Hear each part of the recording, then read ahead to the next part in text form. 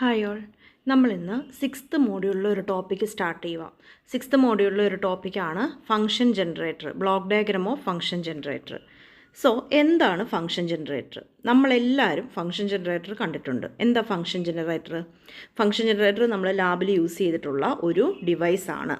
ഈ ഡിവൈസ് എന്താ ചെയ്യുന്നത്? ഈ device different wave forms produce ചെയ്യും.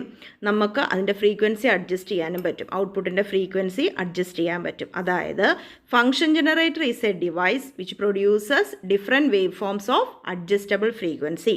ഡിഫറെൻറ്റ് വേവ് ഫോംസ് പ്രൊഡ്യൂസ് ചെയ്യുന്ന ഒരു ഡിവൈസാണ് ഫംഗ്ഷൻ ജനറേറ്റർ.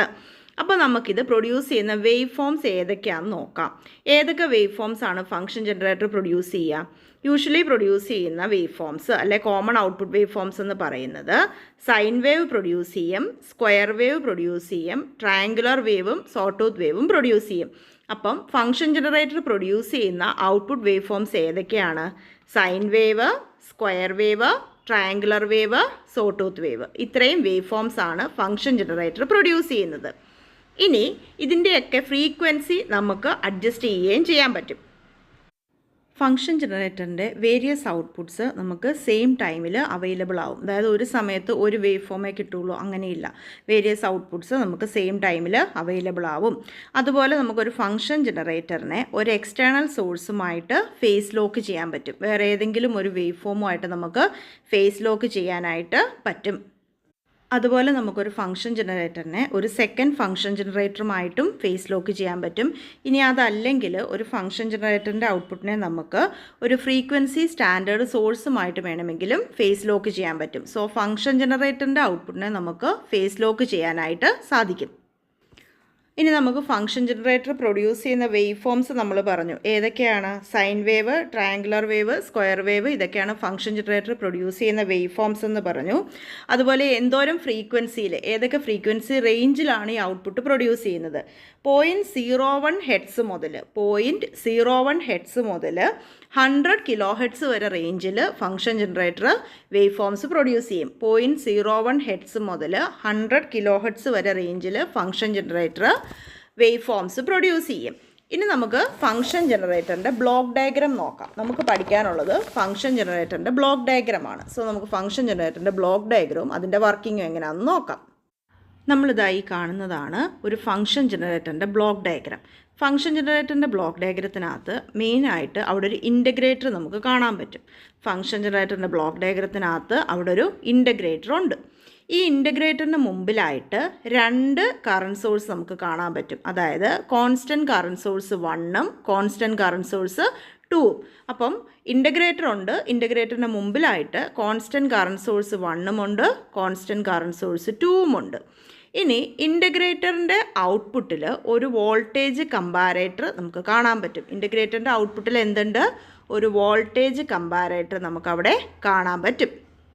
ഇനി നമ്മൾ നോക്കിക്കഴിഞ്ഞാൽ കോൺസ്റ്റൻറ്റ് കറണ്ട് സോഴ്സ് 1 അല്ലെങ്കിൽ 2 ഏതെങ്കിലും ഒരെണ്ണമേ ഒരു സമയത്ത് ഓൺ ആയിരിക്കത്തുള്ളൂ. കോൺസ്റ്റൻറ്റ് കറണ്ട് സോഴ്സ് 1 അല്ലെങ്കിൽ കോൺസ്റ്റൻറ്റ് കറണ്ട് സോഴ്സ് 2 ഇത് രണ്ടും കൂടെ ഒരുമിച്ച് ഓൺ ആവത്തില്ല. ഏതെങ്കിലും ഒരെണ്ണമേ ഒരു സമയത്ത് on ആവത്തുള്ളൂ.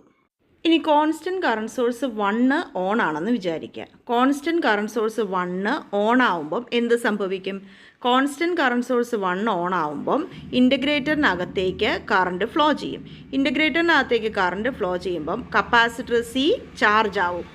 Constant current source 1 on ആവുന്ന സമയത്ത് നമ്മൾ പറഞ്ഞു ഇൻ്റഗ്രേറ്ററിലേക്ക് കറണ്ട് ഫ്ലോ ചെയ്യും, കറണ്ട് ഐ ഫ്ലോ ചെയ്യും, കപ്പാസിറ്റർ സി ചാർജ് ആവും. ഈ സമയത്ത് കോൺസ്റ്റൻറ്റ് കറണ്ട് സോഴ്സ് 2 ഓഫായിരിക്കും. ഇനി സെക്കൻഡ് കേസ് ഒന്ന് കൺസിഡർ ചെയ്തേ. കോൺസ്റ്റൻറ്റ് കറണ്ട് സോഴ്സ് 1 ഓഫാണ്, കോൺസ്റ്റൻറ്റ് കറണ്ട് സോഴ്സ് 2 ഓൺ ആണെന്ന് വിചാരിക്കുക. 2 ഓൺ ആണെങ്കിൽ നോക്കിക്കേ, ആ കപ്പാസിറ്റർ ഡിസ്ചാർജ് ആവുകയും കറണ്ടായി താഴേക്ക് ഫ്ലോ ചെയ്യും. കോൺസ്റ്റൻറ്റ് കറണ്ട് സോഴ്സ് 2ലേക്ക് കറണ്ടായി ഫ്ലോ ചെയ്യുകയും ചെയ്യും. ഇനി നമുക്ക് ഈ ബ്ലോക്ക് ഡയഗ്രത്തിൻ്റെ ശരിക്കുള്ള വർക്കിംഗ് നോക്കാം. ശരിക്കുള്ള വർക്കിംഗ് നമ്മൾ പറയുമ്പം നമ്മൾ ആദ്യം അസ്യൂം ചെയ്യുകയാണ് വോൾട്ടേജ് കമ്പാരേറ്റർ. അവിടെ ഒരു വോൾട്ടേജ് കമ്പാരേറ്റർ കണ്ടോ ഔട്ട്പുട്ടിൽ? ഇതിൻ്റെ ഔട്ട്പുട്ട്, ഈ വോൾട്ടേജ് കമ്പാരേറ്ററിൻ്റെ ഔട്ട്പുട്ട് ഹൈ ആണെന്ന് നമ്മൾ അസ്യൂം ചെയ്യുവാണ്. അപ്പോൾ ഇനിഷ്യലി നമ്മൾ അസ്യൂം ചെയ്യുന്നത് എന്താ? വോൾട്ടേജ് കമ്പാരേറ്ററിൻ്റെ ഔട്ട്പുട്ട് ഹൈ ആണെന്ന്. നമ്മൾ ആദ്യം പറയുകയാണ് അതൊരു കമ്പാരേറ്ററാണ്. ഒരു കമ്പാരേറ്റർ സർക്യൂട്ടിൻ്റെ ഔട്ട്പുട്ട് എന്താ? വോൾട്ടേജ് കമ്പാരേറ്ററാണത്. കമ്പാരേറ്റർ സർക്യൂട്ടിൻ്റെ ഔട്ട്പുട്ട് ഒരു സ്ക്വയർ വേവ് ആണ്. അപ്പോൾ നമ്മൾ ഈ കമ്പാരേറ്ററിൻ്റെ ഔട്ട്പുട്ട് ഹൈ ആണെന്ന് അസ്യൂം ചെയ്യുക. കമ്പാരേറ്ററിൻ്റെ ഔട്ട്പുട്ട് ഹൈ ആണെങ്കിൽ അവിടെ നിന്ന് നോക്കിക്കേ, ഒരു ഫീഡ്ബാക്ക് എടുത്ത് എങ്ങോട്ട് കൊടുത്തിട്ടുണ്ട്? കോൺസ്റ്റൻറ്റ് കറണ്ട് സോഴ്സ് 1ലേക്ക് കൊടുത്തിട്ടുണ്ട്. അപ്പോൾ എന്ത് പറ്റും? ഈ വോൾട്ടേജ് കമ്പാരേറ്ററിൻ്റെ ഔട്ട്പുട്ട് ഹൈ ആണെങ്കിൽ കോൺസ്റ്റൻറ്റ് കറണ്ട് സോഴ്സ് 1 ഓൺ ആകും.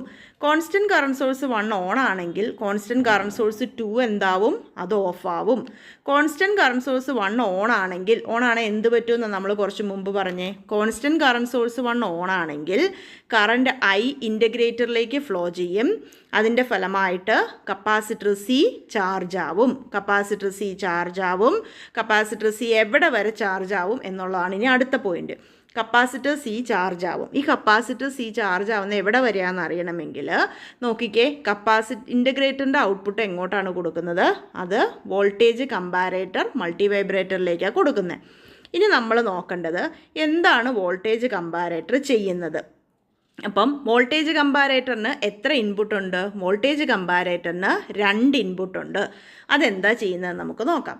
ഇപ്പോൾ നമുക്കിവിടെ ഒരു ഇൻപുട്ടേ കാണത്തുള്ളൂ. അപ്പോൾ അതിൻ്റെ മറ്റേ ഇൻപുട്ട് എന്താണ്? വോൾട്ടേജ് കമ്പാരേറ്ററിൻ്റെ ഒരു ഇൻപുട്ട് എന്ന് പറയുന്നത് ഒരു റെഫറൻസ് സിഗ്നൽ ആയിരിക്കും. കമ്പയർ ചെയ്യേണ്ട ഒരു റെഫറൻസ് സിഗ്നലാണ് വോൾട്ടേജ് കമ്പാരേറ്ററിൻ്റെ ഒരു ഇൻപുട്ട്.